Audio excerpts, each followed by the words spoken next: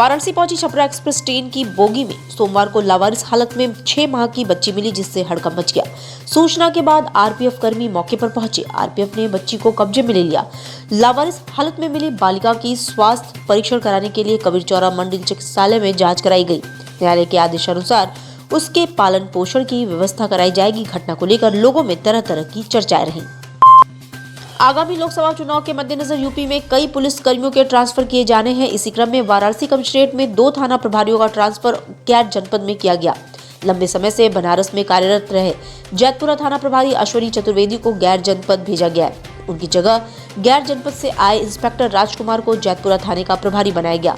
वहीं कैंट थाना प्रभारी रहे दुर्गेश मिश्र को भी गैर जनपद भेजा गया। उनके स्थान पर गैर जनपद से आए इंस्पेक्टर अजय राज वर्मा को कैंट थाना प्रभारी बनाया गया।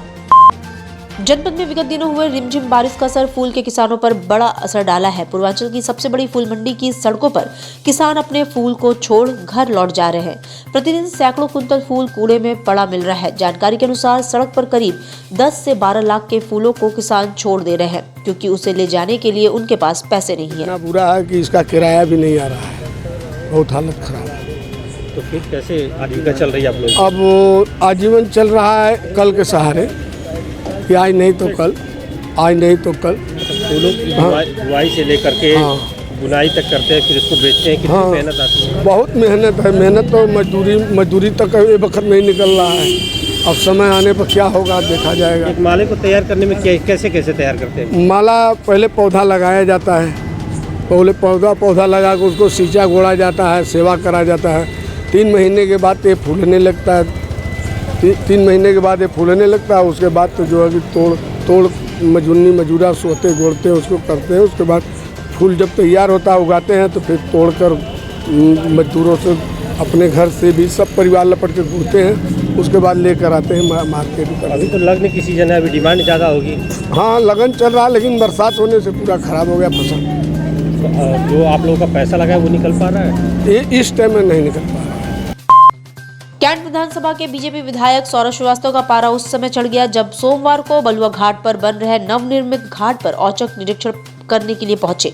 बीजेपी विधायक निर्माण कार्य स्थल पर पहुंचकर गुणवत्ता की जांच की, जिसमें उन्हें घोर अनियमितता मिली। ऐसे में बीजेपी विधायक ने मौके पर ही इंजीनियर और ठेकेदार को बुलाकर जमकर फटकार लगाई। विकसित भारत संकल्प यात्रा के तहत सोमवार को सेवापुरी ब्लॉक के लक्सेनर पर में शिविर का आयोजन किया गया। प्रदेश सरकार के श्रम व सेवा योजन मंत्री अनिल राजभर ने दीप प्रज्वलित कर इसका शुभारंभ किया। उन्होंने विभिन्न विभागों की ओर से लगाए गए स्टॉल का निरीक्षण किया। इस दौरान पहली कक्षा के बच्चे ने बिना अटके प्रदेश के 75 जिलों का नाम बताए। देख सभी ताजुब रह गए।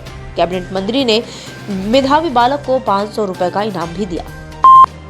काशी हिंदू विश्वविद्यालय में सोमवार को डिपार्टमेंट ऑफ डांस की ओर से वर्कशॉप का आयोजन किया गया। कार्यशाला में सैकड़ों की संख्या में कथक के छात्र एवं छात्राएं शामिल हुए। कार्यक्रम में कथक तकनीकी रचनाओं के आसान दस्तावेजीकरण की सुविधा के लिए डिजिटल ऐप के बारे में छात्रों को बताया गया और ऐप को छात्रों में वितरण किया गया। ऐप का नाम कॉडिफिकेशनल ऑफ कथक बोल्स रखा गया है। मिस विभा रामास्वामी जी, जिन्होंने बहुत अच्छा एक कार्य किया है। उन्होंने जो कथक के बोल होते हैं उनको ताल लिपि में हम लोग हाथ से लिखते हैं, तो लिखने के समय जो चिन्ह लगाए जाते हैं उसमें बड़ी दिक्कतें आती हैं।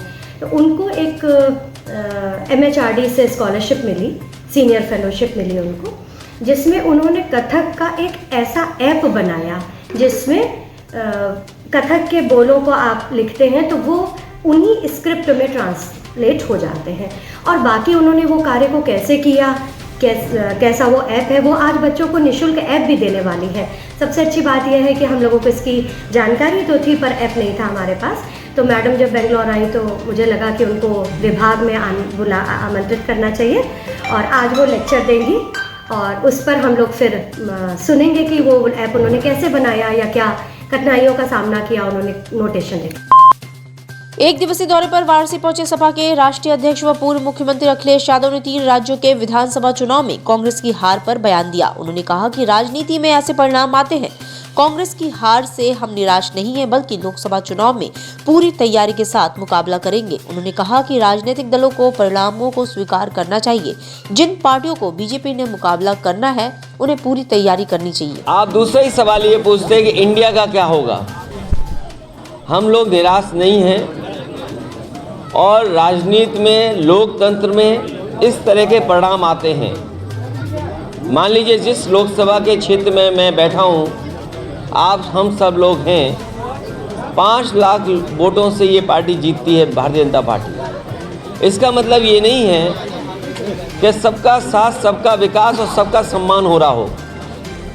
अभी भी बहुत सारे ऐसे लोग हैं जो निराश हैं, जिन्हें उम्मीद थी, जिनकी उम्मीद तोड़ी है। तो ये राजनीति में परिणाम आते हैं, और जो भी परिणाम आएंगे वो कोई भी पॉलिटिकल पार्टी है उसको स्वीकार करेगी। लेकिन लड़ाई लंबी है। इन परिणामों से हमें और जिन लोगों को भारतीय जनता पार्टी जैसी बड़ी पार्टी का मुकाबला करना है, उन्हें बहुत तैयारी करनी पड़ेगी, बहुत अनुशासन में रह कर के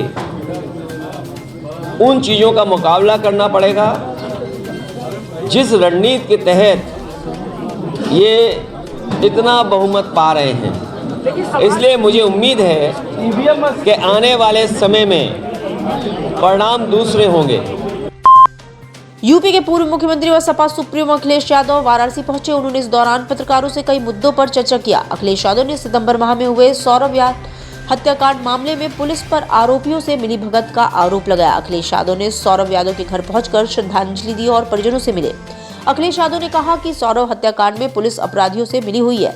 सपा सुप्रीमो ने कहा कि पुलिस अपराधियों के साथ खड़ी रही और तब तक पीटने दिया जब तक उसकी हत्या न हो गई हो। वहीं अखिलेश यादव ने पीड़ित परिवार को समाजवादी पार्टी की तरफ से 5 लाख रुपए मुआवजा देने की घोषणा की। पानी लेकर के कसम खाते हैं, यही तो हमारे यहाँ मान्यता है कि सबके पाप धो देती है माँ गंगा। हमें उम्मीद है 24 में इनका सब धुल जाएगा। और जो नतीजे आए हैं 4 राज्यों का, उसमें से 3 राज्यों में स्वीकार करते हैं। जो लोकतंत्र में परिणाम जनता ने दिया, हम स्वीकार करते हैं उसको। और आने वाले समय में मुझे उम्मीद है कि कोई गठबंधन बनेगा और रास्ता निकलेगा, क्योंकि बेरोजगारी अभी भी ख़त्म नहीं हुई है, अभी भी महंगाई है। हमारा किसान, जितने लोग खड़े हैं, ये खुद महसूस करते हो कि आय दोगुनी नहीं हुई है। अगर आय दोगुनी नहीं हुई और बेरोजगारी बड़े पैमाने पर है, महंगाई बड़े पैमाने पर है, बिजली महंगी है, खाद मिल नहीं रही है, इन सवालों के भी तो जवाब जनता ढूंढेगी। बाबा विश्वनाथ धाम के लोकार्पण की दूसरी वर्षगांठ 13 दिसंबर को मनाई जाएगी। इस दौरान धाम से लेकर सड़क तक जय जय सिया राम गूंजेगा। चारों वेदों के पारायण के साथ ही भव्य शिव आराधना भी निकलेगी। इससे अयोध्या में राम मंदिर की भव्य झांकी व रामलला के दर्शन होंगे। बता दें कि प्रधानमंत्री नरेंद्र मोदी ने 13 दिसंबर 2021 को श्री काशी विश्वनाथ धाम का लोकार्पण किया था। कॉरिडोर की पहली वर्षगांठ धूमधाम से मनाई गई थी। 22 जनवरी 2024 को अयोध्या में भव्य राम मंदिर में रामलला की प्राण प्रतिष्ठा होनी है। प्रधानमंत्री नरेंद्र मोदी 17 दिसंबर को वाराणसी आ सकते हैं। पीएम सेवापुरी क्षेत्र के कालिका धाम में विकसित भारत संकल्प यात्रा को संबोधित कर सकते हैं। इसको लेकर तैयारियां शुरू कर दी गई है। प्रधानमंत्री का यह दौरा 2 दिवसीय प्रवास होगा। प्रधानमंत्री कार्यालय से मिले संकेत के अनुसार पीएम 17 व 18 दिसंबर को काशी प्रवास कर सकते हैं। दरअसल विकसित भारत संकल्प यात्रा में बीजेपी के सांसद भाग ले रहे हैं।